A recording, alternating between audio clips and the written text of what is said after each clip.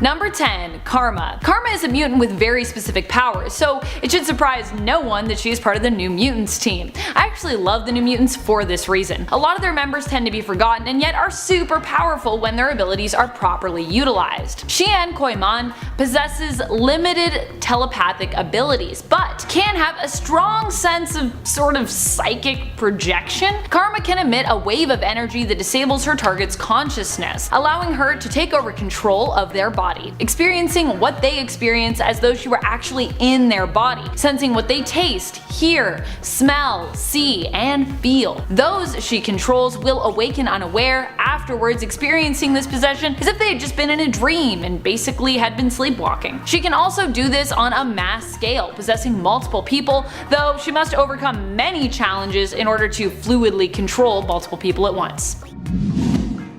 Number 9. HIJACK. HIJACK is David Bond, a technopath mutant who can use his abilities to telepathically control any vehicle. He's used his powers to control massive sentinels and even control an entire helicarrier. The rule seems to be if you can steer it, fly it, or drive it, HIJACK can control it, although it has been implied that the vehicle in question likely needs to have some kind of mechanical makeup, so sailboats are probably not something Bond could manipulate, unless you had a sailboat that also had an engine, which I think is a thing now. I don't think all sailboats are just sails. Still, in a world where we are surrounded by tech and tons of engine-powered vehicles, David Bond's abilities are pretty powerful. Alas, he has only appeared in less than 50 issues of comics. Someone tell me, where is David Bond now? Where is he on Krakoa? Is he there? I want to see him. Number 8. Summoner. Summoner is a new mutant whose name also signifies the type of mutant that they are. They are the child of Apocalypse's first horsemen of war. Arakko, the landmass itself, was drawn to Krakoa and Krakoa to it. The two fused together to increase the size of the land overall, although Arakko is not yet considered safe and is basically known as kind of the monster territory part of Krakoa. I mean, technically it still isn't Krakoa, but they're attached now, so they are each other. Summoner's abilities allow them to summon the dark beasts of Arakko. We don't know too much about them yet because they've only been in a few issues, but what we do know is that they can withstand the blast of one of Cable's thermal grenades, his last one in fact, without taking virtually any damage. So overall, they seem like they're going to be pretty crazy and powerful. X of Swords, I'm assuming we're going to see more about them. Number 7. Dust. Dust is Soraya Kadir. She was enslaved as a child but freed by the X-Men. Originally, she did not want to reveal herself to the mutants and hid herself by turning into scattered sand. When Jean Grey sensed her presence and encouraged Soraya to reveal and introduce herself, she did so by referring to herself as Turab, which is Arabic for dust. She can turn herself into dust and manipulate her body to move at high speeds, causing her to become a deadly sandstorm to her enemies. As sand particles, she can also enter the bodies of other people, causing internal damage. Dust is also resistant to magic and telepathic manipulation or detection while in her sand form. Dust is another person that I feel like we never see enough of in the comics. Someone bring back Dust. Number 6. Layla Miller. Layla's abilities, skills, and powers tend to be pretty specific, which means that she might not inherently seem powerful to readers. Layla has been shown to be able to reanimate beings, heal wounds, and appears to be immune to reality warping. She also has a lot of knowledge about her own future life and the events surrounding it, as she spent time in the future and then returned and uploaded all she had learned into her younger self when she returned to that Layla's present, which I guess was technically her past. Her vast knowledge often comes in handy and is what helped the mutants to figure out who was really after the baby mutant Messiah during the events of Messiah Complex. Her own knowledge has also technically helped her in gaining the knowledge that she has needed to have in order to gain it, if that makes any sense. Timey-wimey stuff.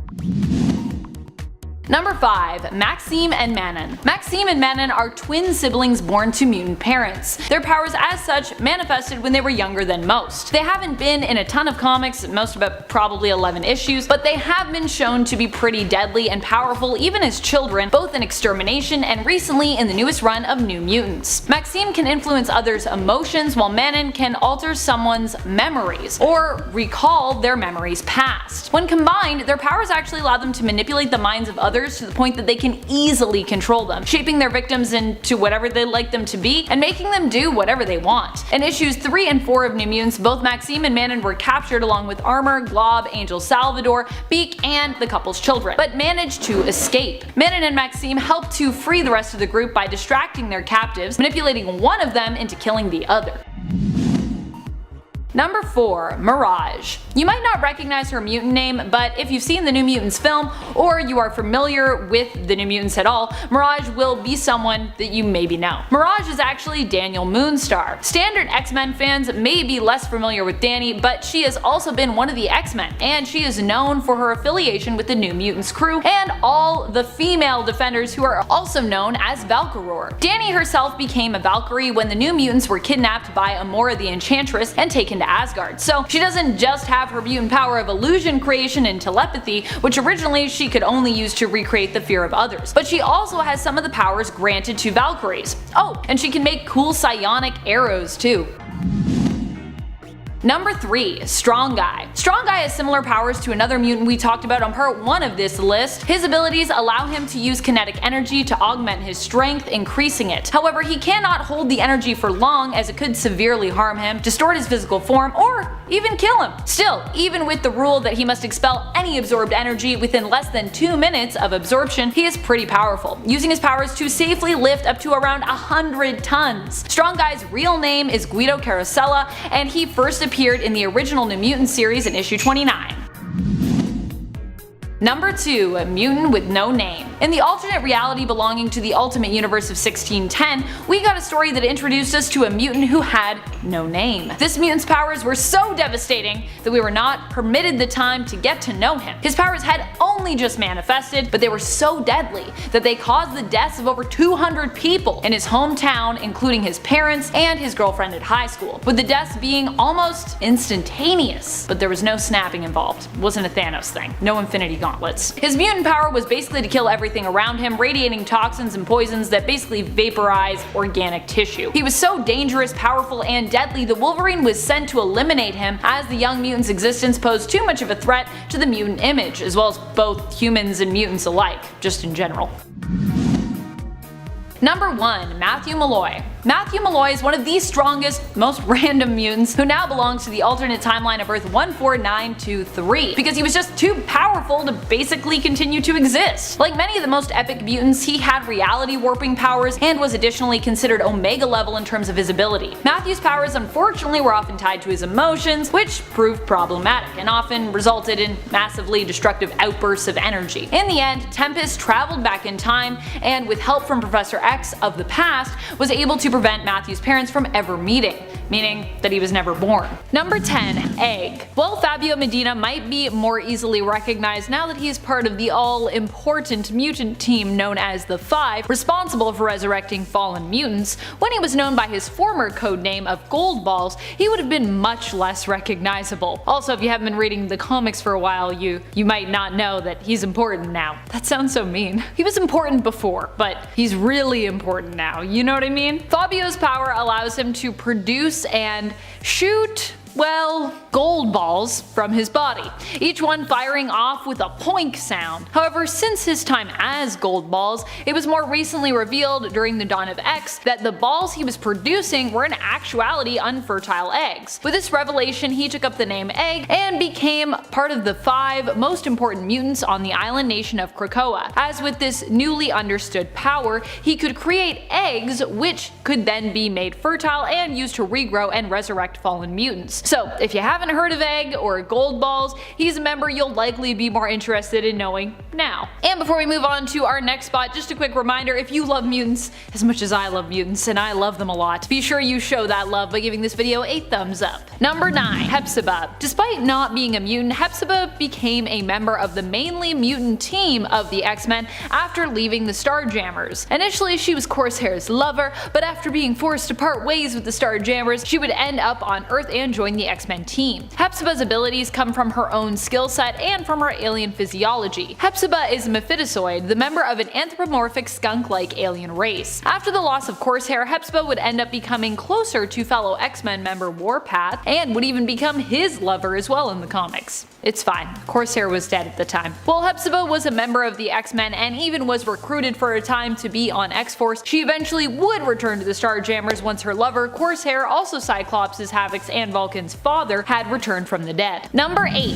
Morph. Because there are multiple morphs out there, not everyone is as familiar with Benjamin Deeds as the morph who appeared in the animated X-Men series from the 90s. This version of Morph, however, is a lot less cocky in comparison to that animated series version. Benjamin Deeds is a mutant who, like the animated version, can transform into anyone else. However, his powers are a little more unique than most shapeshifters. The more time he spends with someone, the more his appearance will grow to mimic theirs, not really becoming an exact duplicate of them, but more becoming his own version of that person, which also affects how that person sees him. Using his powers also makes the person he resembles both more eager to like and to trust Morph. And actually, initially I believe Morph didn't even like that codename. They were like, you should be Morph, and he was like, meh, nah.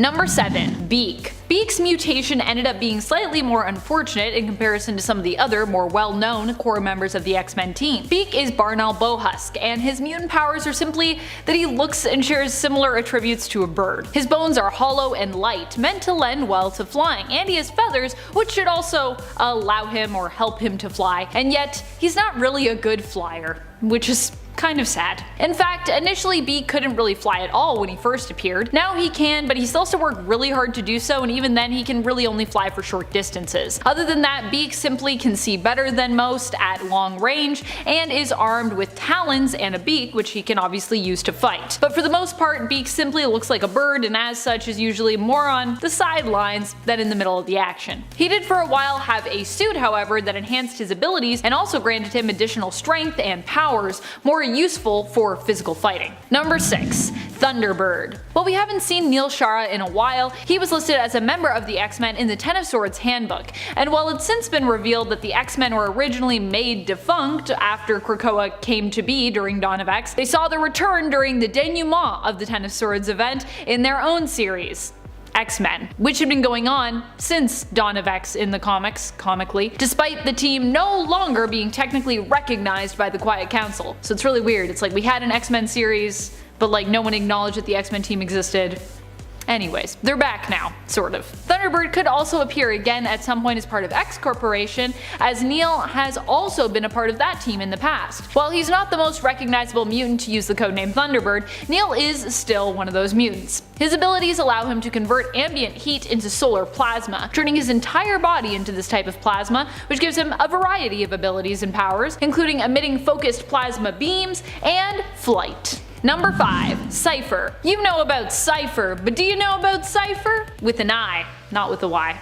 Just to be clear. CIPHER is Elisa Tager and has powers similar to mutant Kitty Pryde. That is, she can phase, and even float or fly while in her phased state. She was part of the Gene School for Higher Learning and was initially discovered by mutants Cyclops, Jean Grey, and Zorn. CIPHER also can turn herself invisible both visually and psychically. Well, almost completely invisible psychically. Almost. Immensely powerful telepaths such as Jean Grey have still been shown as being able to sense her. Although CIPHER has only made a few appearances here and there in the comics, she still managed to make her way onto the Young X-Men team and has even reappeared on Krakoa. Number 4. Ink. Ink is another member of the X-Men who technically isn't a mutant. It was believed initially that his mutant ability was to gain powers from his tattoos. However, it was later revealed that it was Eric Gitter, aka Ink's tattoo artist, who was the mutant and who basically imbued Eric with these powers using his own mutant ability. Ink's tattoo artist was Leon Nunez, a mutant with no codename really, simply being known by his name or known as the tattoo artist. Ink would be recruited as one of the Young X-Men, initially believing he was working for Cyclops,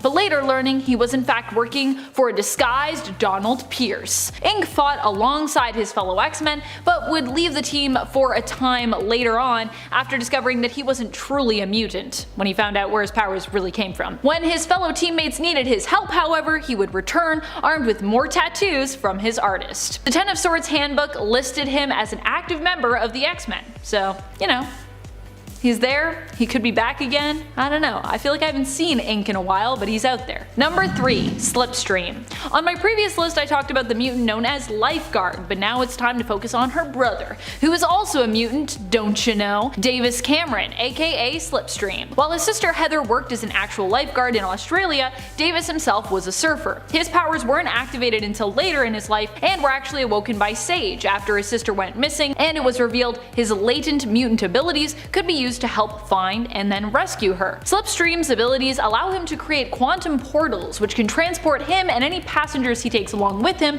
across great distances. However, it should be noted it requires a lot of concentration for him to bring others along with him. He can also track previous teleportations, allowing him to use these warp wave abilities to find his way to the destination and location of teleporters that he's tracking. Which I think is a pretty useful ability, tracking teleporters, because they're tricky. Number 2. Spider-Girl. Well, not naturally born, but kinda made in a lab, Spider-Girl made a single appearance in Avenging Spider-Man issue 16. She had similar powers to Spider-Man, but was made of a combination of spider and mutant DNA by the Jackal, using materials found in Mr. Sinister's lab. Wow, the Jackal in Mr. Sinister's lab just sounds like such a dangerous thing. As such, she also had the additional powers to shapeshift into a giant spider with 5 human eyes. While in this shape, she also had the power to spit purple mucus and even fire optic blasts from her eyes. Makes you think there might be some Summers DNA mixed in there, which honestly, if we're talking about Mr. Sinister's lab, I wouldn't be surprised. She ended up rampaging across the city of New York after the Jackal released her as part of a test. Fortunately, she was apprehended by Superior Spider-Man and the X-Men, who explained that she seemed to be a mutant and ended up taking her in after defeating her. We never really heard anything about her after that. Spider-Girl was created by Christopher Yost and Paco Medina. Who knows, maybe we'll see her again, I don't know. Number 1. Forget-Me-Not. Despite the fact that Forget-Me-Not is someone you definitely forget, you may have heard us talk about him on the channel before, because his powers are just so interesting. But for those who haven't heard of him or have simply forgotten him, let's give you a little refresher course. Forget-Me-Not is an X-Men member whose mutant power is that no one can ever remember him. This makes it easier for him to basically infiltrate places, but it makes it harder for him to ever connect with anyone, make a friend, or even have his teammates remember that he's actually on the team. This is why Forget-Me-Not is also usually left off of the official rosters for the team, and why you might never really see his name mentioned there, ever. Forget-Me-Not's psychic powers that enable him to go unnoticed and remain forgotten were actually so strong that even Professor Xavier struggled to remember him, and as it was revealed in X-Men Legacy issue 300, had to place within his mind a psychic hourly reminder just so he wouldn't forget permanently about Forget-Me-Not's existence. If you're wondering what happened to Forget-Me-Not in the end, he was forgotten. So, yeah. Number 10. Nanny. First on our list today is the partner of the Orphan Maker, Nanny, a low-level telepath that paired up with the Orphan Maker as the two thought that the parents of mutant children were just straight up evil and ill-equipped to properly raise and protect their young mutants from danger. She and Orphan Maker traveled the world searching for young mutants to take care of, killing their parents to sever any family connections, and using her minor telepathic powers to control her new charges. Dubbed the Lost Boys and Lost Girls, these mutant orphans acted as her quote-unquote new children. Her first major mission was at the State Home of Foundlings in Omaha, a facility where Mr. Sinister kept many mutant children for observation and experimentation, and she was able to liberate them after escaping the grasp of the X-Men. Fast forward a bit and we see Nanny and the Orphan Maker attack the X-Men in Australia in order to quote-unquote save them. However, this led them to being overpowered and forced to flee to see another day. During the events of M-Day, just after decimation, we see Nanny resurface once more, only to be defeated by Wolverine himself. Give her story a read for yourself, starting with her first appearance in 1988's X-Factor, number 30. Number 9. Tusk. Not a whole lot is known about the early life of this Inhuman, and honestly not knowing how he turned out to be like this makes him just that little bit more terrifying. Tusk has the ability to grow in power and in size into this monstrous form, as well as the power to produce smaller versions of himself that can act independently thanks to a psychic link. Tusk served Apocalypse as one of the original recruits of the Riders of the Storm, which lasted for quite some time until Strife overpowered Apocalypse and the Riders served under him. Fast forward just a tad and we see the Dark Riders return when a lot of the mutant population began dying, dying thanks to the effects of the Terrigen Mist. They went on a bit of a killing spree, getting rid of any mutant healer, believing that their powers were a violation of the natural order, and the reasoning behind that was that mutants had had their chance at survival, and that delaying their extinction was not the way to go about it. This caught the attention of Magneto and his X-Men, and the team set out to take down the Riders, succeeding after Magneto overpowered them and finished them off for good with some good old explosives. Check out Tusk's story starting with 1991's X-Factor number 65.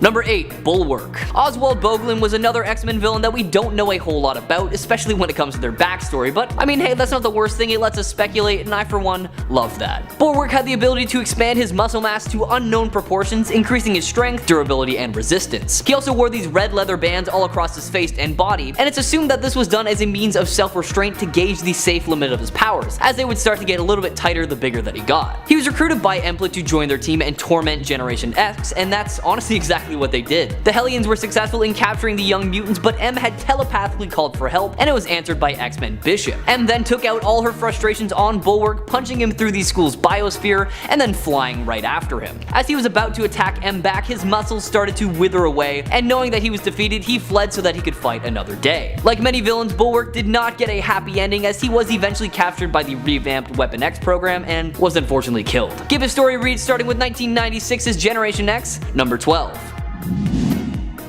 Number 7. Spore. Andrew Graves developed his unique mutation at a pretty young age. Now what was that mutation, you ask? Well, for starters, he had a very animal-like appearance, kinda like Bigfoot, but that's not all, because his real ability was that he was able to control people's moods and actions through pheromones. Growing up with an abusive father who forced his mother to kill herself, Andrew grew up with an intense hatred for humans, and began using his powers to make others turn on each other and kill each other. He eventually adopted the name Spore and became a member of the Acolytes, and as a member of the team, countless civilians and innocent people lost their lives.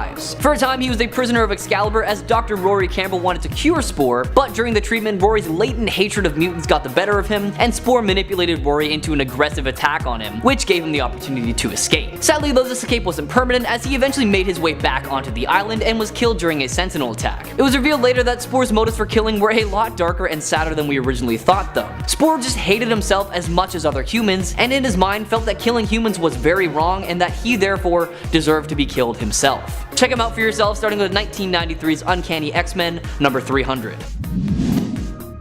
Number 6. Barrage. Another one of the original recruits of the Dark Riders of the Storm on this list today. If you're not familiar with Barrage, he had the ability to transform his forearms into organic weapons capable of collecting ambient energy, and then firing it into powerful explosive blasts. Barrage served as an agent of Apocalypse and seemed to follow him no matter what the task was given, as he was a part of the attack on X-Factor's ship and the attack on the Inhuman city on the moon. Alongside the other members of the Dark Riders, Barrage switched sides and served under Strife after he was able to best Apocalypse, and they defended Strife's moon base from the X-Men and mortally wounded the unfit Apocalypse in combat. After Strife's death, the Riders traveled the world challenging any and all mutants, killing Mesmero and even their own Synapse in the process, as they were too weak to even be considered worthy of living. Barrage was one of the few members of the Riders who survived the massacre by Wolverine because he actually wasn't a part of the team at the time. Honestly, lucky him. Fast forward a bit and the Dark Riders, including Barrage, embarked on a journey to kill mutant healers after a Terrigen Mist cloud was spread throughout the world, endangering mutant kind, believing that the event was to be a test of strength so that only the strongest would survive. When they attacked the healer Shen Zorn, they were caught off guard by his display of ultimate power, which unfortunately cost Barrage his life. Check him out starting with 1991's X-Factor number 65. Number 5. Whiteout. Now I'm really starting to sense a pattern here because extremely little is known about Whiteout and her past. A lot of it is just, assuming and speculation. We do know what her power is though. Whiteout possesses the superhuman ability to project a flash of blinding white light from her body. This light renders her opponents blind for approximately 1 minute, and for some unknown reason her power only affects victims that she chooses, and not everyone within the range, meaning it can be used very tactically. So like I said before, a lot of her past life is speculated, but it's assumed that she has resided in the Savage Land for some time, and it was there that she was recruited by the mutant Zaladane to join her forces of the Savage Land mutants. In her only known mission for Zaladane, Whiteout and the other Savage Land mutants attacked the X-Men in Chile while they were looking for Polaris. The X-Men defeated the Savage Land mutates pretty easily in this battle, and Whiteout presumably just fled. Check out more of her for yourself, starting with her first appearance in 1989's Uncanny X-Men number 249. Number 4. Fever Pitch. Real name unknown, Fever Pitch was a very handsome young man until his mutant powers manifested and he accidentally destroyed his own face. Thanks to his mutant powers, his entire body is made of an organic flame that allows him to radiate intense heat, fly, and discharge and throw explosive plasma. As the years went by and his powers became stronger, he eventually burned through his entire body, leaving him nothing more but a fiery skeleton, which ultimately led him to becoming a member of the incarnation of Gene Nation, organized and led by the Dark Beast. Fever Pitch was seemingly killed on his first mission by Nate Gray after his energy was siphoned off, but he did later resurface in Berlin trying to capture Abyss so that he could sell him off to some researchers. Now skip ahead a little bit and we see Fever Pitch classified by the government as a national security threat, as he was one of the few mutants to keep his powers after the decimation of the mutant population. He was one of the many mutants to have a tracking chip implanted in his head before a trip into Salem Center. When the chip's true nature was discovered, he had it removed by Mr. M, who he followed when he led an exodus from the Institute. Fever Pitch was later captured by the anti-mutant group the Sapien League and was injected with a dose of the legacy virus, causing his powers to straight up overload, killing hundreds including himself. Check out his whole story starting with his first appearance all the way back in 1999's Generation X, number 50.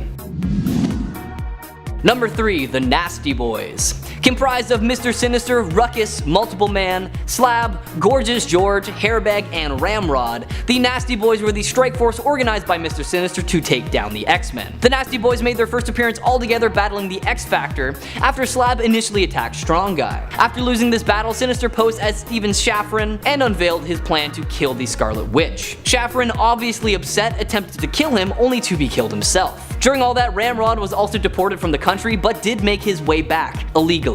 Needless to say, this is a very busy group. The team was later regrouped by Sinister and they hunted Malice, who was trying to kill Polaris so that they couldn't remerge, and they didn't stop this hunt until Malice was apparently destroyed by Polaris herself and Havoc. A while later, the team decided to reform during the final days of mutant kind after X-Man's return that ended in the death of most of the X-Men. Now it was revealed to be a bait set up by the Upstarts to lure out the remaining X-Men, which they were not aware of, and they were all promptly killed by the Upstarts. Check out these nasty boys for yourself, starting with 1992's X Factor, number 75. Number 2. Forearm. Michael McCain, aka Forearm, was one of the founding members of the Mutant Liberation Front, a team of disillusioned and rebellious mutant youth. Now Michael is called Forearm for pretty obvious reasons, but I will explain his powers a bit for you anyways. He has 4 arms, hence, you know, the name. And thanks to this mutation, he also possesses superhuman strength, stamina, and durability. Now one of their first missions under the leadership of Strife was to liberate the incarcerated New Mutants members Rusty and Skids, and the team broke them out of prison and the pair joined the MLF out of just straight up confusion. Skip ahead a bit and the MLF travels to Muir Island where they meant to steal the legacy virus data, but while they were there, they learned about the Xavier protocols and decided to steal them instead. The team was confronted by Excalibur though, and they were quickly teleported away empty-handed.